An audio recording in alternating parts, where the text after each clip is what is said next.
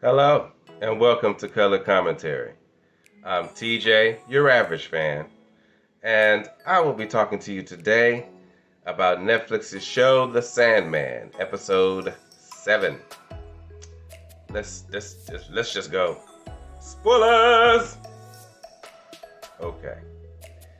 Well, we are introduced to a Rose Walker, a young lady who is looking for her younger brother who got adopted by a foster family after her father died. She lived with her mother because their parents got divorced, and she went with her mother. The boy stayed with his father. Then the father died, got adopted by the father's friends. Just recently, the girl's mother died. Rose's mother has died, and so she's been looking for her brother to let him know what's going on with their mom. And Rose is 21, so the brother's got to be like maybe 15, maybe. If that, maybe 14, 13, something like that, somewhere in that area. So she has been talking to lawyers and all kind of stuff, trying to find her brother. Meanwhile, in the dreaming, Lucian is going around the dreaming, looking, taking inventory, basically doing a census on all of the different entities that are in the dreaming at the moment. Come to find out that 3 are missing. One that's a changeling, the Corinthian, of course, and Fiddler's Green. So we also come to find out in this moment that there's a thing called the vortex. We learn that from Desire and Despair. They are the ones planning to try to take Morpheus down. So his siblings, 2 of them now, are conspiring to take him down for whatever reason. They think they want him to understand that desire and despair are what make people have dreams, so that they feel like he's too arrogant, and they want to bring him down a peg. Basically, that's what I got out of it. So, beyond that, they also know that this girl, Rose, is a vortex, a dream vortex. Basically sucking in all dreams to her, which is what they said.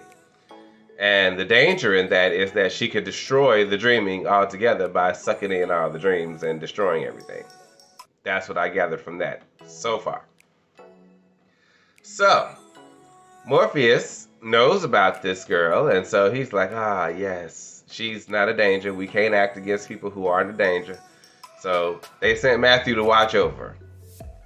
Come to find out, she done found Fiddler's Green already. She done found one of the dreams, but she don't know that, And she been having weird dreams, and the Fates then came and seen her to warn her about the Corinthian, who's actually looking for her. He'd have been to her house and slept with a house sitter, trying to find her. Meanwhile, there's these other people that are like serial killers, and they having a convention, and they want the Corinthian to be the guest speaker at a convention for serial killers. What? Okay, that is like that's effed up. It's okay. I don't know. Okay, so they start pulling out eyeballs to get his attention because they've been trying to invite him. He's been ignoring them. And so then, because of that, he shows up and agrees to be their guest speaker at their convention. And he wanted a +1, and he wants the +1 to be Rose, the vortex. So clearly, everybody is looking for Rose in this vortex.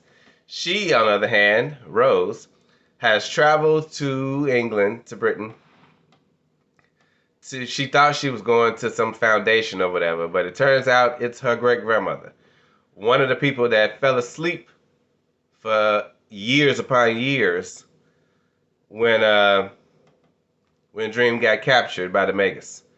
And the people got all, some people fell asleep and then wake up. The other people that couldn't go to sleep at all, yeah. Her great grandmother was one of the people that fell asleep, couldn't wake up. So it was all a ruse to get her there. She said she woke up 8 years ago or 8 months ago or whatever it was, and now she's been looking for family too. So she's going to fund Rose looking for her little brother. She's like, I want to see my great grandson too. So that's what she's doing. She got money now a little bit because her family was well off in Britain.